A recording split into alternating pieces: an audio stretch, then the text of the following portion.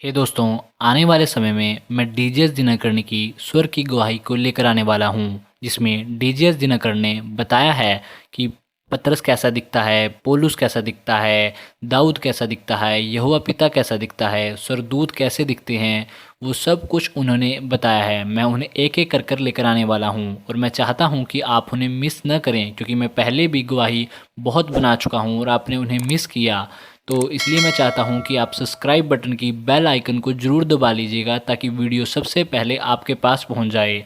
तो जो भी इस वीडियो को सुनने जा रहा है, तो सब्सक्राइब बटन की बेल आइकन को ज़रूर दबा लीजिएगा, ताकि हर एक वीडियो आपके पास सबसे पहले पहुँच जाए। तो आओ चलते हैं और सुनते हैं गवाही को। पहली चीज़ जो आपको पता होनी चाहिए वह है कि परमेश्वर का स्वर्गदूत एक स्वर्गीय व्यक्ति है। जैसे परमेश्वर ने दुनिया को, सूरज को, चाँद, तारों को बनाया, अंत में मानव जाति को उसने परमेश्वर के दूत भी बनाए। वे परम प्रधान परमेश्वर के काम के हैं। हमें एक बात पता होनी चाहिए, वे परमेश्वर के साथ मौजूद थे और उन्हें शायद कई करोड़ों साल पहले बनाया गया था। उसने दुनिया और स्वर्ग और पृथ्वी और आकाश आदि को बनाने के बारे में भी सोचा। बाइबल की पहली पुस्तक यह कहती है, उत्पत्ति 3:24 में, अदन की वाटिका की रखवाली के लिए परमेश्वर ने एक करूब बनाया। बाइबल की पहली पुस्तक वही चीज़ आप यहेजकेल 28:14 में देखते हो। करूब बनाया गया परमेश्वर के सिंहासन को ढकने के लिए। तो इसका मतलब है कि जिस दिन परमेश्वर का सिंहासन बनाया गया, उसी दिन परमेश्वर ने अद्भुत जीव को बनाया, जिसे परमेश्वर का स्वर्गदूत कहते हैं। आप अब परमेश्वर के स्वर्गदूतों के बीच में आपके पास 3 प्रकार के स्वर्गदूत हैं, फिर करूब, फिर सेराफीम्स।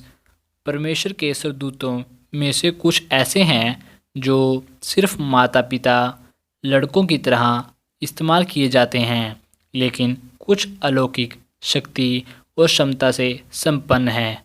उदाहरण के लिए, अगर आप प्रकाशित वाक्य 10:1 और 2 पढ़ें, आप परमेश्वर के एक शक्तिशाली दूत को देखते हो। उसका चेहरा दोपहर के सूरज की तरह चमक रहा था। वो बहुत लंबा था, एक टांग के साथ वो धरती पर खड़ा था। धरती बहुत बड़ी है और केवल एक पैर उसने धरती पर रखा, और जब वह बोला, यह समुद्र के पानी के गरजने या शेर के गरजने के समान था। स्वर्गदूतों में अलग अलग श्रेणियां हैं, कैटेगरीज हैं। करूब चुने हुए लोग हैं, जैसे मैंने कहा यहेजकेल 28:14 में, उन्होंने परमेश्वर के सिंहासन को ढक लिया। तो इसलिए जब परमेश्वर ने सुलेमान को आज्ञा दी कि उसके लिए सिंहासन बनाए, दया आसन निर्गमन 25:20 कहता है, उसने एक करूब बनाया, और असल में वे 2 करूब थे और प्रत्येक अपने पंख को फैला रहा था। एक ने कहा कि यह मंदिर की दीवार को छू रहा है, और दूसरा पंख दूसरे घुमाव या वक्र को छू रहा है, और दूसरी वक्र का दूसरा पंख मंदिर के दूसरी ओर की दीवार को छू रहा था। कई प्रकार के होते हैं, केवल एक ही जगह है। आप उसके सेट के बारे में पढ़ते हैं, वो मिलते हैं यशायाह 6:2 में। उनके पास 6 पंख थे। 2 पंख से वे अपने मुंह को ढांपे थे, और 2 से अपने पाँवों को, और 2 से उड़ रहे थे, जो असल में मेरे दिल को छू गया। वे परमेश्वर के बहुत करीब हैं, लेकिन वे उसके चेहरे को देखने की हिम्मत नहीं करते हैं। वे उसके प्रति कोई अनादर दिखाने की हिम्मत नहीं कर सकते, इसलिए उन्होंने अपने पैरों को ढक लिया। तो यह एक अद्भुत प्राणी है। स्वर्गदूत एक अद्भुत प्राणी है। केवल एक ही स्थान पर आप उसके इस साइड के बारे में देखते हैं और निश्चित रूप से इन 6 पंखों के बारे में आप दोबारा पढ़े प्रकाशित वाक्य 4 में 4 प्राणी। जब आप इन 4 प्राणियों के बारे में पढ़ते हैं तो बाइबल कहती है उनके भी 6 पंख थे, लेकिन इसके लिए बाइबल में किसी अन्य प्राणी का जिक्र नहीं किया गया है। इसके अलावा बाइबल में किसी अन्य स्थान पर किसी भी अन्य प्राणी का जिक्र नहीं किया गया है। परमेश्वर के स्वर्गदूत के 6 पंख हैं। नंबर 2, खास शक्तियों के साथ परमेश्वर के स्वर्गदूत। नंबर 3, एक खास काम के साथ परमेश्वर के स्वर्गदूत। उदाहरण के लिए मकाइल। अगर आप पवित्र शास्त्र पढ़ें, यह मिलता है प्रकाशित वाक्य 12 के 7 में और यहूदा के पद 9 और दानियल के पद 11 में। अगर आप ये सभी पद पढ़ें, मकाइल परमेश्वर की शक्तिशाली आर्मी का हेड है। परमेश्वर को आर्मी की जरूरत नहीं है। एक शब्द के साथ उसने पूरे ब्रह्मांड को बनाया। एक शब्द के साथ वो अपने दुश्मनों को ख़त्म कर सकता है, पर मैं नहीं जानता क्यों, परंतु उसके पास आर्मी है और मकाइल हेड है और जब्राइल एक खास काम के साथ और एक महत्वपूर्ण व्यक्ति है। अगर आप लूका 1 का 19 और 20 पढ़ें, वह खास लोगों को खास संदेश देता है। लूका 1 का 27 वह हमारे अनमोल परमेश्वर की माँ के लिए एक खास संदेश लेकर जाता है। दोबारा अगर आप दानियल 8 का 16 पढ़ें, जब एक महत्वपूर्ण गुप्त संदेश था जिसे डिकोड किया जाना था और दानियल को दिया जाना था, जब्राइल भेजा गया था।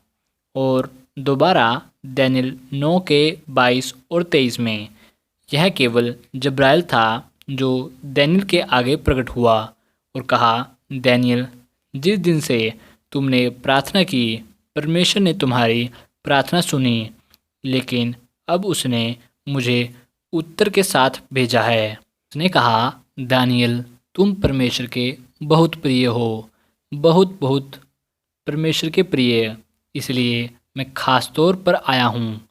परमेश्वर के स्वर्गदूत में साधारण स्वर्गदूत, दूसरा स्वर्गदूत खास शक्तियों और सामर्थ्य के साथ, तीसरा स्वर्गदूत खास काम के साथ। तो करूब शायद केवल सजाने के लिए है, परमेश्वर के सिंहासन को ढकने के लिए जो सजावट है। इसलिए अगर आप प्रेरितों के काम 6 का 15 पढ़ते हैं, जब ये अद्भुत व्यक्ति स्तिफनुस लोगों से बोल रहा था, उसका चेहरा परमेश्वर के स्वर्गदूत के चेहरे की तरह चमकने लगा। ऐसे लोगों को करूब के रूप में बयान किया जाता है। यह जिक्र 10 के 14 में सेराफीम्स दोबारा उसे एक ही स्थान पर बताया गया है और वे हर समय परमेश्वर के सामने हैं। ये अलग अलग दिखावे हैं। अब साधारण स्वर्गदूत कैसे दिखते हैं? प्रकाशित वाक्य 10 के 1 और 2 में सबसे अच्छा उदाहरण है जो आपने पढ़ा। उसकी टांगें थे, उसके हाथ थे, वह किताब को पकड़े हुए था। अगर आप यशायाह 6 का 6 पढ़ें, जब परमेश्वर यशायाह से बोला, आप पाते हैं यशायाह चिल्लाता है, परमेश्वर, मैं अशुद्ध होठ वाला मनुष्य हूँ। परमेश्वर के स्वर्गदूत ने जीभ ली, मेरा मतलब है जलता कोयला, और उसकी जीभ पर रख दिया। अब मुझे बताने दो मैंने क्या देखा, वे कैसे दिखते थे। अगर आप पवित्र शास्त्र पढ़े मत्ती 28 के 2 से 5 में, आप वहाँ पर परमेश्वर के स्वर्गदूत को आते हुए देखते हो जो उस पत्थर को धकेल रहा था जो हमारे प्रभु की कब्र के द्वार को ढक रहा था। अगर आप मत्ती 27 का 66 पढ़ें, उन्होंने जितना हो सके कब्र को सुरक्षित किया, उन्होंने उसे सील कर दिया और उन्होंने सबसे अच्छे सैनिकों को रखा, शायद सैनिक जो सोएंगे नहीं।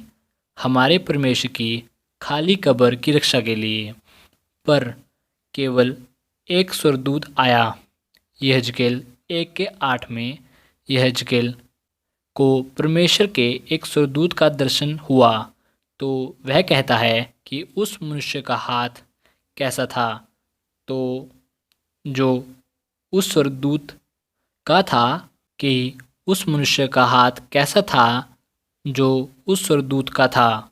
तो स्वर्ग में जब मैंने पहली बार परमेश्वर के स्वर्गदूत को देखा, मैंने उन्हें देखा था जब प्रभु यीशु मसीह ने मेरी प्रार्थना सुनी थी पवित्र आत्मा के वरदानों के लिए।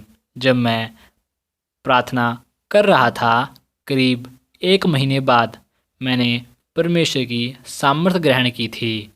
जब मैं यीशु मसीह और इत्यादि को देखा, मैं एक आदमी के लिए अपने पिता और चर्च के बड़ों के साथ गया था जो मर रहा था। इसी तरह और वह समय था जब मैं इतना असहाय महसूस कर रहा था कि मुझे उस आदमी को खड़ा करने के लिए परमेश्वर से प्रार्थना करने का कोई विश्वास नहीं था। तो मैं घर गया और रोया और पास्टर लेमेस ने मुझसे कहा, तुम्हें पवित्र आत्मा के वरदानों के लिए प्रार्थना करने की ज़रूरत है और करनी चाहिए। मैंने पूरा महीना पवित्र आत्मा के उपहारों के लिए प्रार्थना करना शुरू किया। सुबह मैं प्रार्थना करता और ऑफिस जाता। वापस शाम को 12 बजे तक मैं प्रार्थना करता कि मुझे पवित्र आत्मा के वरदान दो या मैं मर जाऊंगा। यह वह समय था जब एक दिन परमेश्वर का हाथ आया और मुझे ऊपर उठा लिया और मैं पहली बार स्वर्ग गया। मैंने देखा परमेश्वर के लाखों लाखों और लाखों स्वर्गदूतों को। यह पहली बार था मैंने उन्हें देखा। मैं बहुत रोमांचित था। वे बहुत आनंद और खुशी से भरे हुए थे। और जब आप परमेश्वर के स्वर्गदूत को देखते हैं, जैसा कि मैंने कहा कि उनके पास एक इंसान का रूप है, परंतु आप अभी मत्ती 28 का 2 से 4 पढ़ें। आप देखते हो उनके चारों ओर हर समय परमेश्वर की महिमा होती है। अगर आप लूका का 19 और 20 पढ़ें, जब्राइल कहता है कि मैं सबसे महान परमेश्वर की उपस्थिति से आया हूँ कि सर्वशक्तिमान परमेश्वर की महिमा उनके चारों ओर हमेशा होती है। हालांकि उनके हाथ और पैर होते हैं, आप जो देखते हैं, आप देखते हैं, हाँ, आप नाक और आँखों के साथ चेहरा देखते हैं और बाल, लहराते बाल, और वे बाल हमारे बालों की तरह नहीं हैं। वे सुनहरे बाल हैं। वे बहुत सुंदर दिखते हैं। मैं यह नहीं कहूँगा कि ये दोनों के बीच में शुद्ध सोना या शुद्ध काला है। वे बहुत सुंदर दिखते हैं और उनके चेहरे हमेशा परमेश्वर के तेजमय तेज से चमकते रहते हैं। यह प्यार से भरा, आनंद से भरा है और जिस तरह से उन्होंने कपड़े पहने हैं, यह बिल्कुल लहराते हुए सफ़ेद कपड़े की तरह है, यहाँ तक कि वह चमकदार है। फिर ठीक उसी तरह जैसे सर्वशक्तिमान परमेश्वर मानव जाति की आत्मिक क्षमता ग्रहण करने और आत्मसात करने की क्षमता के अनुसार अपनी महिमा को सीमित करता है, परमेश्वर के ये स्वर्गदूत भी प्रत्येक व्यक्ति की आत्मसात करने की क्षमता के अनुसार अपनी महिमा प्रकट करते हैं। तो कुछ के लिए वो एक साधारण प्राणी के रूप में प्रकट हो सकता है, लेकिन कुछ के लिए उसकी सारी महिमा में यह इस बात पर निर्भर करता है कि आप अपनी आत्मा में कैसे हैं। आप सर्वशक्तिमान परमेश्वर के सामने अपने आत्मीय विकास और उपलब्धि में कहाँ खड़े हैं। इसलिए जब आप उन्हें देखते हो तो आपको एक बागे जैसे कुछ दिखाई देता है कि कुछ हाथ जैसे होता है। फिर आप दो पंखों को उनकी पीठ से लहराते हुए देखते हो और कभी-कभी ये पंख ऊपर आ जाते हैं। हाँ, ये पक्षियों के पंख जैसे हैं। मैं कहूँगा कि वे मोर के पंखों की तरह दिखते हैं। जो मोर अपनी सारी खुशी और आनंद में होता है, उनका रंग पूरा सफ़ेद है। पंखों का ये शरीर के साथ मिलते होते हैं। ये व्यक्तित्व के साथ मिलते होते हैं। वे सुंदर दिखते हैं। मैं कहूँगा कि परमेश्वर ने उन्हें सुंदरता और ग्लैमर के अतिरिक्त उपकरण के रूप में दिए हैं। मैं क्या कहूँ, वे अद्भुत सुंदर लगते हैं।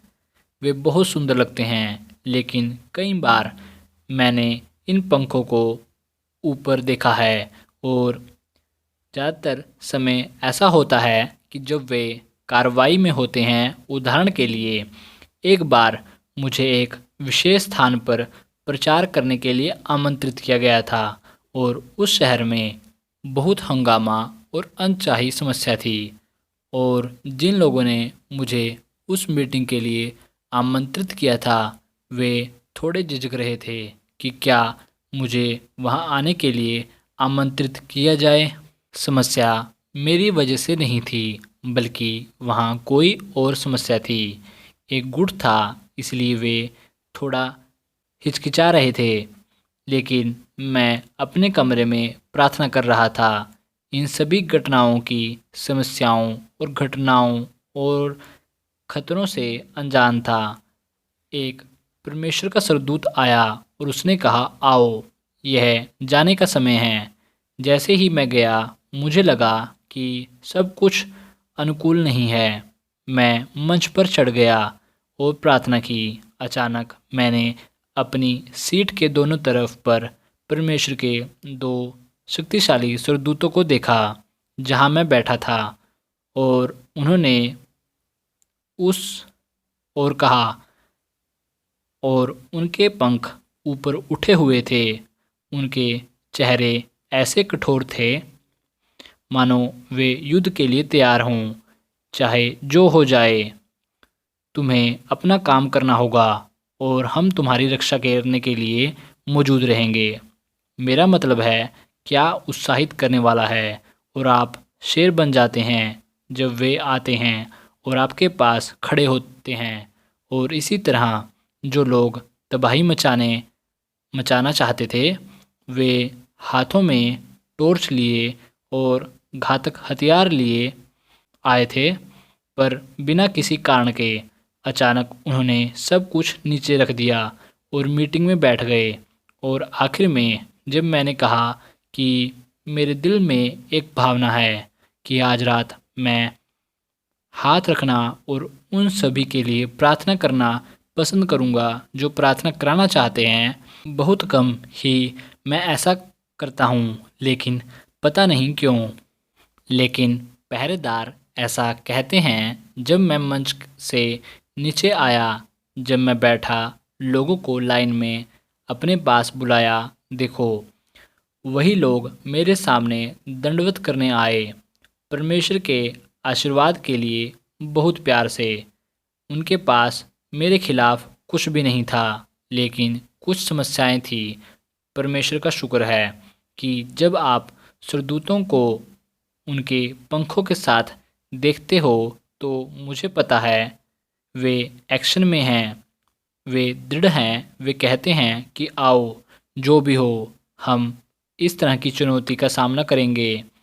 उन्हें देखना बहुत सुंदर है, पर सबसे महत्वपूर्ण बात है कि जब आप कमरे में प्रार्थना कर रहे होते हो, सर्वशक्तिमान ईश्वर के दूत के रूप में वो आपके लिए संदेश लाता है।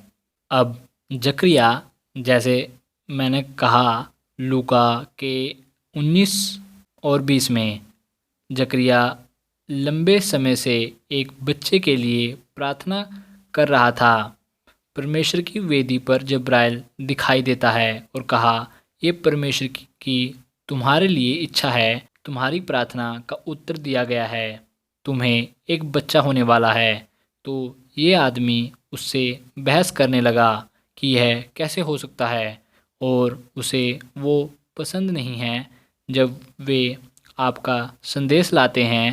नंबर 1 कि जैसे जकरिया काँप गया, यह आपको कँपकँपाता है। इसलिए नहीं कि उनकी आवाज़ कठोर है, उनका रवैया कठोर है, उनका चेहरा कठोर दिखता है, नहीं, परंतु वे सर्वशक्तिमान की उपस्थिति से आते हैं। मैं आपको एक अनुभव बताता हूँ। मेरा एक दोस्त बम्बई में बाबा परमाणु अनुसंधान केंद्र में काम कर रहा था। उसने मुझे बताया कि आपको रेडिएशन से बचने के लिए वे आपको हमेशा एक कोड देते हैं। एक दिन उसका दोस्त काम खत्म कर कर बाहर चला गया। तब उसे पता चला कि उसने अपनी मेज पर कार की चाबी छोड़ दी है। तो वो वापस गया, लेकिन वह उस प्रोटेक्टिंग कोट को सिर्फ एक बार के लिए पहनना भूल गया। सिर्फ एक बार के लिए, कुछ पल के लिए उसने कार की चाबी पकड़ी और दौड़ता हुआ बाहर आया। अचानक उसे लगा कि उसके बाएं कंधे में कुछ हो रहा है। उसने पाया कि उसके सारे कंधे का मांस वह गिर रहा है। वो उसकी हड्डियों से अलग होकर गिर रहा था। केवल हड्डियाँ देखी जा सकती थी। भयानक अनुभव। रेडिएशन पावर, परमाणु ऊर्जा की ऊर्जा। इसी तरह जब ये लोग आते हैं तो परमेश्वर की शक्तिशाली शक्ति उनके साथ आती है। परमेश्वर की महिमा उनके साथ आती है। यह आपको कँपकँपाता है, ना कि वे, लेकिन परमेश्वर की उपस्थिति, अलौकिक वातावरण जिसमें वे खड़े होते हैं। मैं जब्राइल हूँ जो सर्वशक्तिमान परमेश्वर की उपस्थिति में खड़ा है, और मैंने सोचा कि आप विश्वास करोगे तो यह आपको कँपकँपाता है। और दूसरी बात यह है कि जैसे ही वे प्रवेश करते हैं, आप एक अभिषेक और सामर्थ से भर जाते हैं। ठीक है कि यह अभिषेक है कि परमेश्वर की उपस्थिति आपके ऊपर आती है। आप काँपना शुरू हो जाते हो, और वे हमेशा जल्दी में होते हैं। जैसा कि मैंने कहा, परमेश्वर के सिंहासन के सामने अनुग्रह विराजता है। परमेश्वर के 10,000 स्वदूत वहाँ है। प्रकाशित वाक्य 5 की 11 और 12 में, और दोबारा दानियल 7 के 9 से 13 में। करोड़ों और लाखों लोगों और लाखों लोग, लेकिन ये केवल परमेश्वर के स्वदूत हैं। तो फिर वे जल्दी में हैं, क्योंकि प्रभु यीशु उन्हें अगला काम देने के लिए इंतज़ार कर रहा होता है। अगला स्वर्ग। तो उदाहरण के लिए, अगर आप भजन संहिता 91 पढ़ें, वह कहता है, जहाँ तुम चलोगे तो परमेश्वर के दूत तुम्हें ले चलेंगे। तो ढूंढ सकता है कि जब्राइल कहाँ है। मुझे उसे दिनकरण के पास भेजना है, या मुझे उसे मैरी के पास भेजना पड़ सकता है, जहाँ वह एक नए स्थान पर जा रहा है। उसे ले जाना होगा। मैं उनके दिखावे यानी रूप के बारे में बात कर रहा हूँ। तो वे हमेशा जल्दी में रहते हैं। वे हमेशा जल्दी में रहते हैं। वे एक बार आए जब मैं अपने शहर के लिए प्रार्थना कर रहा था, और मैं 10 चीज़ों के लिए प्रार्थना कर रहा था। अचानक परमेश्वर का स्वर्गदूत आया। मैं बहुत दिनों से उपवास और प्रार्थना कर रहा था, और परमेश्वर का स्वर्गदूत आया, और परमेश्वर की उपस्थिति आई, और वो पूरे कमरे में भर गई, और कहा, दिनकरण, परमेश्वर ने मुझे तुम्हारे सभी 10 सवालों के जवाब देने के लिए भेजा है। क्या तुम इन्हें लिखोगे? मैंने कहा, कृपया। मेरे पास कागज़ नहीं है, मेरे पास पेन नहीं है, क्योंकि उसने कहा था कि मुझे वापस जाने की जल्दी है। यह असली चिन्ह है कि वो परमेश्वर का स्वर्गदूत है। मुझे वापस जाने की जल्दी है। तो मैंने उससे सचमुच विनती की, कृपया मुझे कापी और पेन लेने दो। उसने कहा, ठीक है, जल्दी। तब उसने मुझे 1 2 3 4 5 करके जवाब देने शुरू किए, और मैंने लिखे। ये उसका जवाब है, इस प्रश्न का जवाब है। ऐसे करके उसने लिखवाने शुरू किए। उसने कहा, परमेश्वर तुम्हें आशीष दे। जैसा कि मैंने कहा, परमेश्वर के स्वर्गदूत आनंदित रहते हैं। उनका मुख्य मिशन मानव जाति को संदेश देना होता है। अगर आप उत्पत्ति 28 का 12 पढ़ें, याकूब ने देखा कि उसने सोचा कि वह एक भूली हुई वस्तु है। उसकी माँ वहाँ नहीं थी, उसका पिता वहाँ नहीं था, वो जंगल में सो रहा था। फिर उसने एक अद्भुत दर्शन देखा। एक बड़ी सीढ़ी धरती और स्वर्ग को छू रही थी और उससे परमेश्वर के स्वर्गदूत चढ़ रहे थे और उतर रहे थे। यूहन्ना 1:51 में जब हमारा अनमोल प्रभु इस साथी नतनेल के से बात कर रहा था, तो उसने कहा कि अब से तुम परमेश्वर के स्वर्गदूतों को ऊपर जाते और नीचे आते देखोगे। हर समय वे मेरे साथ संपर्क में रहेंगे। और परमेश्वर का धन्यवाद कि गतसमनी के बाग में लूका 22:43 और 44 में परमेश्वर का स्वर्गदूत उसे बल देने और प्रोत्साहित करने आया। यह उनका मुख्य काम है, यह उनकी मुख्य बुलाहट है। पर फिर जैसा कि मैंने कहा, यह परमेश्वर का महान स्वर्गदूत वह अकेला है जिसे लड़ाई लड़नी है। उसे खंजर और तलवार की भी जरूरत नहीं, परंतु उदाहरण के लिए अगर आप यशायाह 37:36 पढ़ें, सिर्फ एक परमेश्वर का स्वर्गदूत भेजा गया जिसने एक झटके में 1,45,000 सैनिकों को ख़त्म कर दिया, तो उन्हें तलवार की भी जरूरत नहीं। अगर आप यहोशू 5 पढ़ें, वहाँ उसे एक सेनापति की तरह कपड़े पहने एक व्यक्ति मिला। वो परमेश्वर का स्वर्गदूत था और यह असल में परमेश्वर स्वर्गदूत के रूप में आ रहा है, लेकिन उसके पास तलवार थी। और आप पढ़ते हो, जब बिलाम महान भविष्यवक्ता पथभ्रष्ट हो रहा था, गिनती 22 और 23 में आप इसके बारे में पढ़ें। उसने देखा कि परमेश्वर का स्वर्गदूत एक तलवार के साथ आ रहा है, मारने के लिए तैयार। बहुत कम आप इस तलवार को देखते हो, पर जैसा कि मैंने कहा, प्रकाशित वाक्य 12:7 में मकाइल सर्वशक्तिमान परमेश्वर की सेना का प्रमुख है। मैं उसे देख चुका हूँ, केवल उसी के पास लटकती हुई तलवार है। दोबारा मैं कहता हूँ, यह एक अलौकिक तलवार है। यह प्राकृतिक इंसान द्वारा या धातु से बनी तलवार नहीं है। यह तलवार है जो सर्वशक्तिमान परमेश्वर द्वारा दी गई है। मैं नहीं जानता कि वह किस सामग्री से बनी है, पर मैं महसूस करता हूँ कि ये सजावटी है। मेरा एक दोस्त के पास उसकी बेटी के लिए दूल्हा था। जब उसकी शादी हुई थी तो उसके बगल में तलवार लटकी थी। हाँ, वो उस तलवार के साथ बहुत अच्छा लगता था। उन्होंने कहा कि ये एक परंपरा है सजावटी, तो वो अपनी पत्नी को डराने के लिए उस तलवार को नहीं खींचेगा। हम उससे यह करने की उम्मीद नहीं करते। जैसा कि मैंने कहा, स्वर्गदूतों का चेहरा प्यारा और खुश होता है।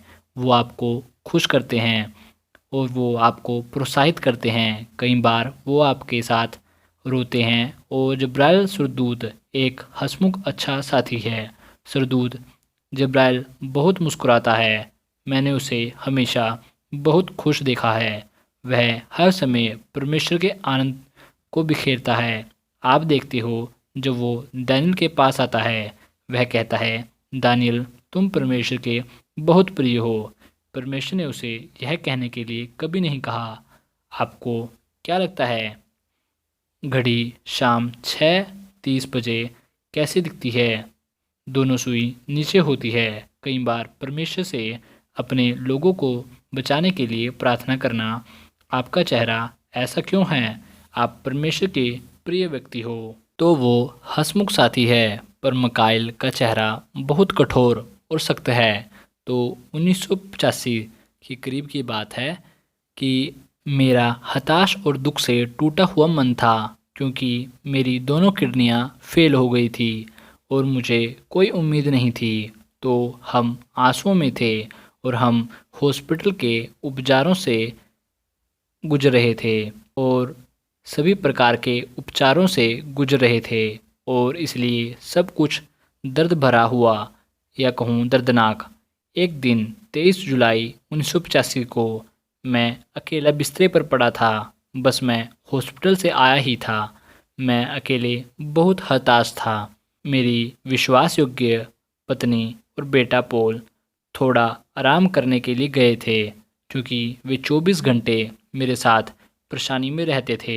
मैं वहाँ लेटा हुआ था और इतना कमज़ोर और लाचारी से भरा था और इससे ज़्यादा क्या नहीं, मेरा दिल टूटा हुआ था और मैंने कहा, परमेश्वर, मैंने ईमानदारी से आपकी सेवा की। मैंने अपने शरीर की कभी परवाह नहीं की।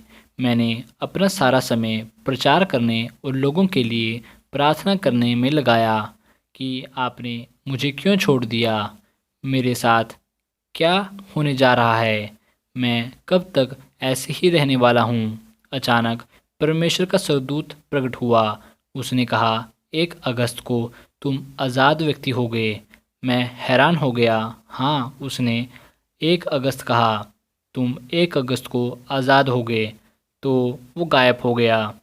1 अगस्त को मेरे ठीक होने का कोई चांस नहीं था और 25 जुलाई को मैं रिकॉर्ड कर रहा हूँ। ये 25 जुलाई को उसी दिन 17 साल पहले और तड़के 4 बजे प्रभु यीशु आया। मैं जानता था कि वो वहाँ आया है, वहाँ है। वो बैठा, वो आकर मेरी बगल में बैठे और मुझे करीब 2 घंटे बात की और मुझसे 2 घंटे बातें की यंग पार्टनर्स प्लान के बारे में। मैं एक तरह हैरान हो रहा था। एक तरफ मैं पीड़ा में था, मैं बहुत जूझ रहा था। मैंने सोचा कि यीशु मसीह मुझे चंगा करने आए हैं, मुझे आज़ाद करने, ताकि स्वर्गदूतों की बात सच हो। परंतु वो मुझसे यंग पार्टनर्स प्लान के बारे में बात कर रहे थे।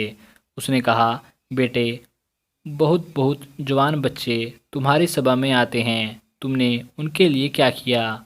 तुम्हें उन जवानों को पकड़ना चाहिए, तुम्हें उन्हें मेरे बारे में बताना चाहिए, फिर वे अंत तक वफादार रहेंगे। हमें क्या करना चाहिए? हमें उनके नामों को कैसे दर्ज करना चाहिए? रोटी में उनका नाम कैसे रखा जाना चाहिए? पूरे 2 घंटे। फिर वे मुस्कुराए और वो चला गया। मैं हैरान हो रहा था कि ये इसके बारे में था। तब मेरे एक दोस्त का फ़ोन आया। उसने कहा, भाई जल्दी तैयार हो जाओ, मैं अपनी कार में तुम्हें हॉस्पिटल लेकर जाने के लिए आ रहा हूँ। वे तुम्हारा सुबह 6 बजे ट्रांसप्लांट करना चाहते हैं। मैंने उससे पूछा, तुम्हारे पास कितना समय है? उसने कहा, कोई समय नहीं, आपको तुरंत तैयार होना होगा। वे आपको तुरंत वहाँ चाहते हैं। 25 तारीख को हम वहाँ गए और 3 बजे मुझे ऑपरेशन थिएटर में ले जाया गया। मेरी पत्नी रो रही थी, पॉल रो रहा था और वहाँ डॉक्टर उनका हौसला बढ़ा रहे थे। तो हम सारी चीज़ों से होकर गुजरे।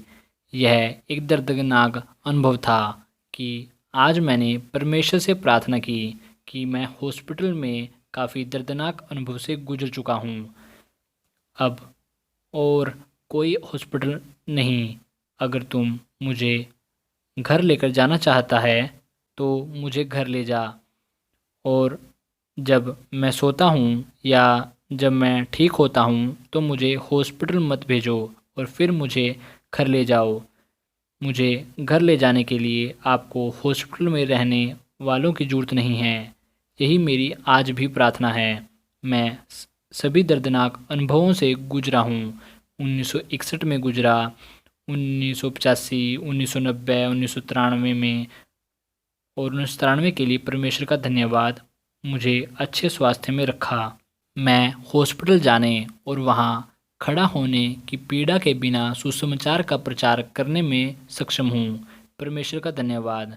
मैं सिर्फ चिकित्सा की राय लेने के लिए हॉस्पिटल जा सकता हूँ और जहाँ मेरा डॉक्टर है कि मैं आऊँ और उससे मिलूँ, लेकिन मैं एक मरीज़ के रूप में भर्ती होना नहीं चाहता। हम जब चीज़ों से होकर गुजरे 31 जुलाई को डॉक्टर ने मुझसे कहा कि कल हम आपकी छुट्टी कर सकते हैं। मैं बहुत खुश था। 31 जुलाई की रात आई। 9 पीएम हुए थे, यानी 9 बजे थे, पूरे 9। उन्होंने नर्सें बदली, उन्होंने मेरा बेड बदला, सब कुछ। फिर उन्होंने कहा अब तुम जाकर सो सकते हो। यह पहली बार था। मेरी पत्नी सचमुच सो गई। मेरे पास उसके पास केवल एक छोटा सा सोफ़ा था, उस पर वह सो गई। वो सचमुच सो रही थी क्योंकि उसका दिल राहत से भरा था और बाकी सभी दिनों में वो पूरी तरह रात को जागती रहती थी।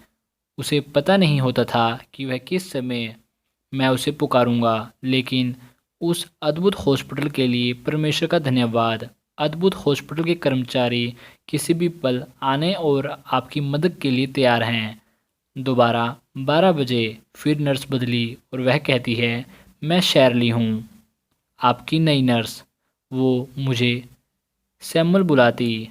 सैमुअल, किसी भी समय तुम चाहते हो कि इस घंटी को दबाना। मैं शैरली हूँ। आप जानते हो कि मैं शैरली हूँ। हाँ शैरली, मुझे सो जाने दो। वे बहुत परवाह करने वाले हैं। मैं उन्हें कभी नहीं भूल सकता। तब मैंने सोने की कोशिश की। फिर दुष्शक्ति यानी शैतानी दुनिया की शक्तियाँ आई। आमतौर पर मैं कभी दुष्ट आत्माओं की परवाह नहीं करता। मेरे पास शैतान के लिए कभी समय नहीं है, बिल्कुल नहीं। यूहन्ना 14:30 में प्रभु यीशु ने कहा इस संसार का सरदार आता है, मुझ में उसका कुछ नहीं, उसका मुझ में कुछ नहीं, मेरा उसका कुछ नहीं। वह हमेशा मेरे कामों में दखल दे रहा है, मेरा उसके साथ कुछ नहीं। मैंने कभी भी शैतान के बारे में नहीं सोचा। आज भी मैं उसके बारे में नहीं सोचूंगा, क्योंकि हमारे पास यीशु मसीह के सिवा कोई और सोचने का समय नहीं है। उसके बारे में सोचने और प्रार्थना करने के लिए 24 घंटे काफ़ी नहीं हैं। मेरा सारा समय प्रार्थना करने और अपने लिए या किसी की समस्या या पीड़ा के लिए प्रार्थना करने में चला जाता है। शैतान के बारे में सोचने का समय कहाँ है? वो रात थी, मैंने उसे देखा गुस्से और क्रोध में। परमेश्वर के स्वर्गदूत ने 23 जुलाई को कहा था 1 अगस्त को दिनकरण तुम आज़ाद व्यक्ति बनने जा रहे हो। और 31 जुलाई को डॉक्टर आए और मेरी रिपोर्ट देखकर बहुत खुश हुए थे। हम आपको घर भेजने के बारे में सोच सकते हैं। वे मुस्कुराए और मजाक किया कि हम आपको कल घर भेजने के बारे में सोच सकते हैं। मैंने सोचा यह सब मजाक है और वो आया और मैंने उसके पीछे सारा नरक देखा। वे बहुत निराश थे। उन्हें लगा कि यह आदमी ख़त्म हो गया है। परमेश्वर का असली सेवक उसके लिए बाधा है, क्योंकि परमेश्वर का असली दास लोगों को उसके राज्य नरक में जाने से रोकता है।